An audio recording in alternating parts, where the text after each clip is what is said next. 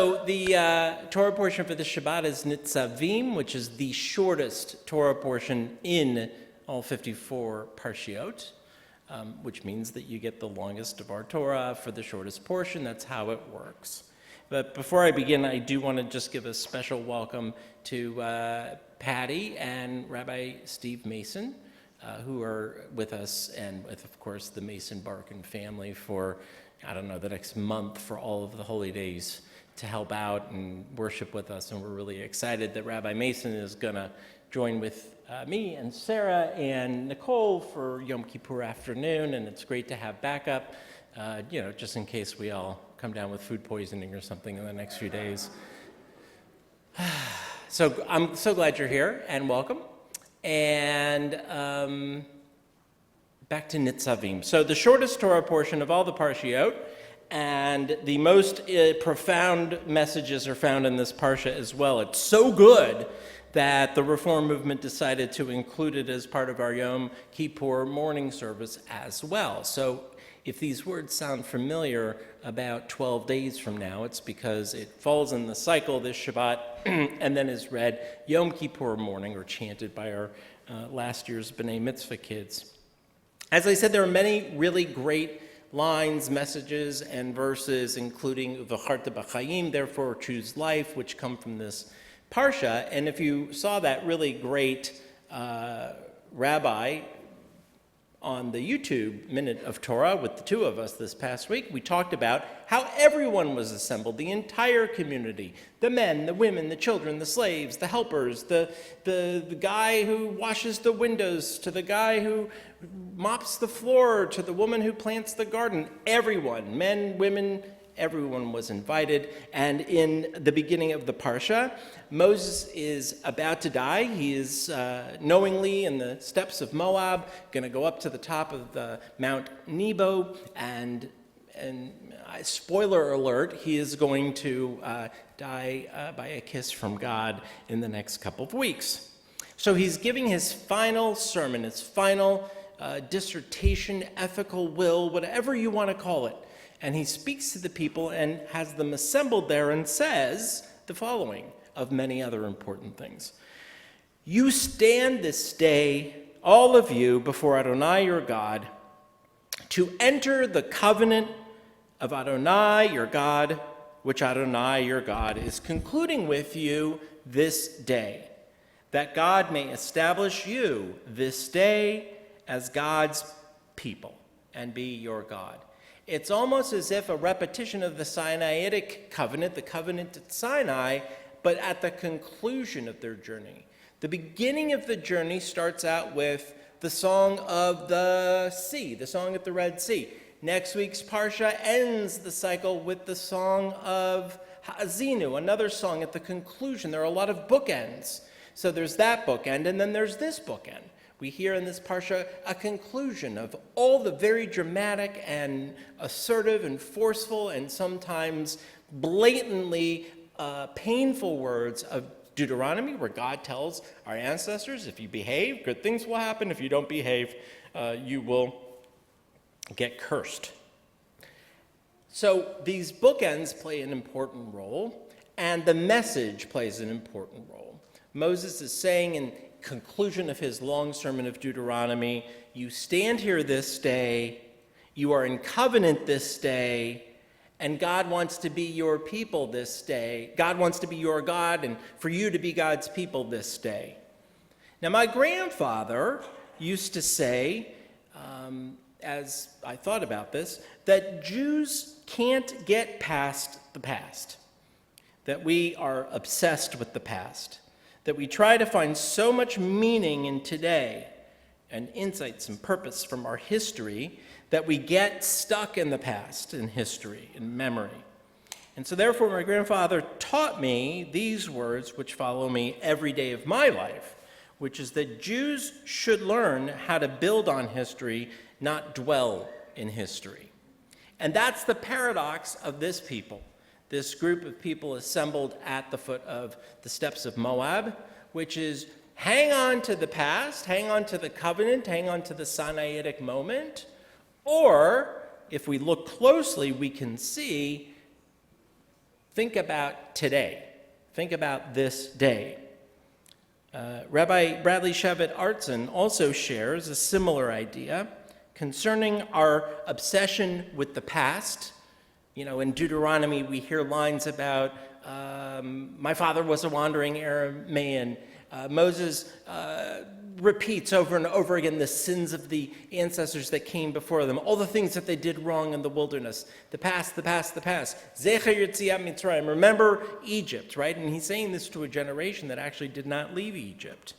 So Rabbi Artson, sort of continuing on the theme of my grandfather, he says concerning our obsession with the past, that such idolization of the past removes God altogether from the theater of our very own lives today and threatens to trivialize the worth of our own continuing journeys, to ignore the harvest of our own insight and our own response. In other words, when we only look at the world through the eyes of our ancestors, we can become empty, or at least our rituals and our gestures, our mitzvot, can be empty. If we look at the text from Nitzavim that I mentioned at the beginning, the gathering of everyone in the community for Moses' final sermon on the eve of his death, we can find that Moses does something spectacular. He stresses the phrase Hayom, this day, 3 times in those short verses. Moses' words teach us an enduring lesson in Jewish covenant, as he emphasizes the here and now, Hayom, this day, of the enterprise we still call the people of Israel. The enterprise being that we live for this day, we act for this day, and not hook ourselves constantly onto our ancestors.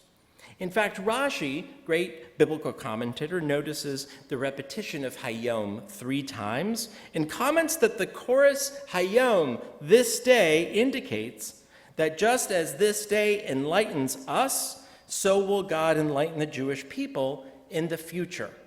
There's a much stronger correlation between how we live today, how we act today, how we breathe today, how we behave today, and the outcomes that we don't know about because they're in the future. We don't know the future. And if you do, let me know. That would be really cool to know, because I'm sure we would all, place a couple wagers on the Super Bowl and other things. That's where I go. That's how shallow I am. But seriously, the enlightenment of Jewish belief is the idea, the correlation between what we do now and the outcomes that we think we can't control. It's just that we don't know what they're going to be, but we can very much control by what we do today. This idea of living Hayom in the present as a means towards seeing ourselves in the future and seeing as individuals ourselves, but also as a community, is, I believe, one of the greatest gifts the Jewish people have given to civilization. It teaches us a few things. Number one, Hayom, the moment we can separate ourselves from our history. That is to say, I am the child of my parents and the grandchild of my grandparents. That of course is true. But the moment that I can become my own person, Hayom, this day, is the moment that I become self-aware, is the moment that I can find meaning and connection and purpose with the world around me through my own eyes. To center one's faith in the past is to imprison God within a book or a set of books or in a Torah portion, trapped. But we want to believe in God as a living God, as a God not only of history, but a God who is fully present today. How often, think about this, do we do Jewish, out of a sense of obligation to our parents and our grandparents?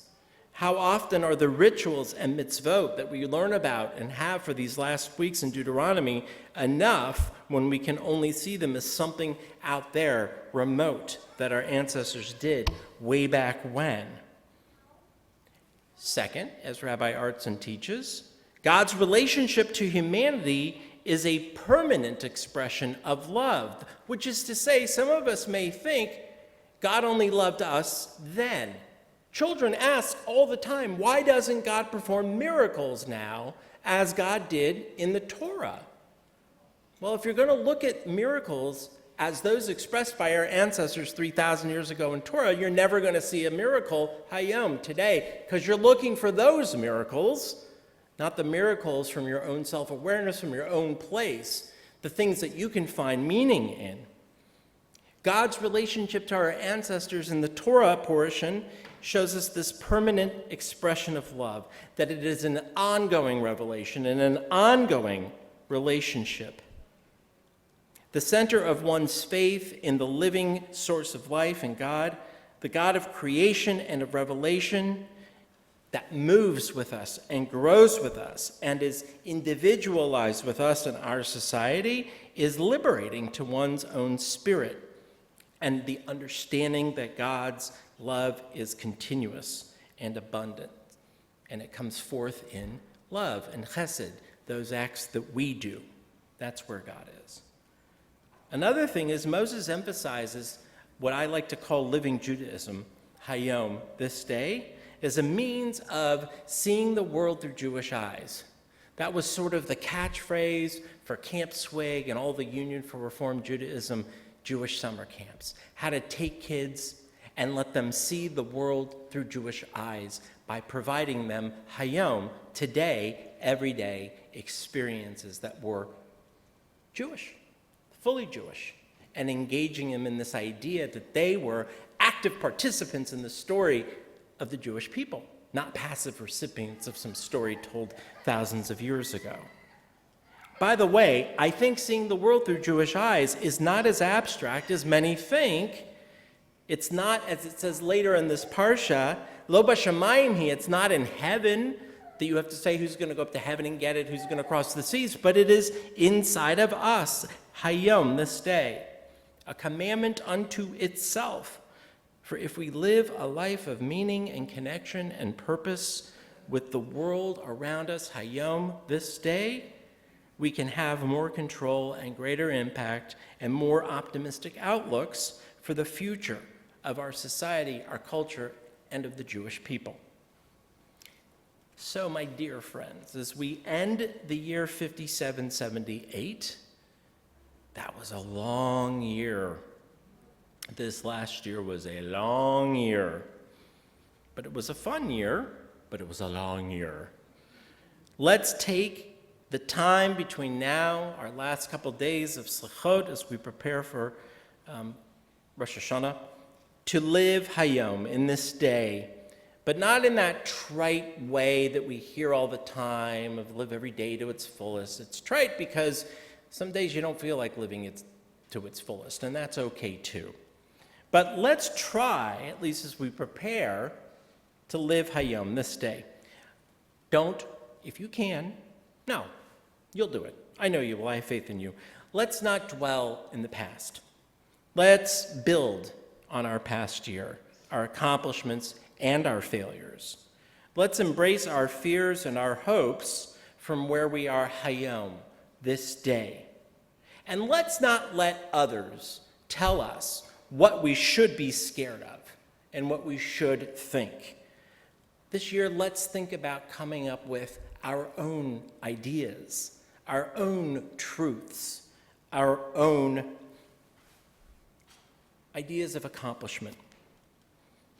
As we enter the new year 5779, I hope we can join with our ancestors, each and every one of them assembled at Mount Nebo 3,000 years ago, and listen and rehear God's call, not only for ourselves, hayom, this day, but for our children and our grandchildren, and for those we haven't even seen yet or met yet, except for in the eternal story of our people.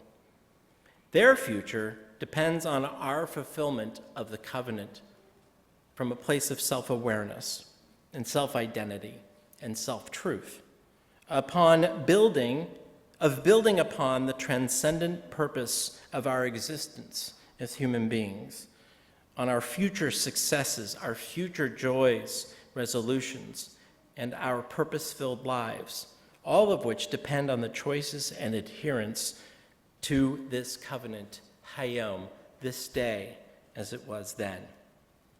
Today, tomorrow, Sunday, Before Rosh Hashanah, may we begin to reawaken ourselves.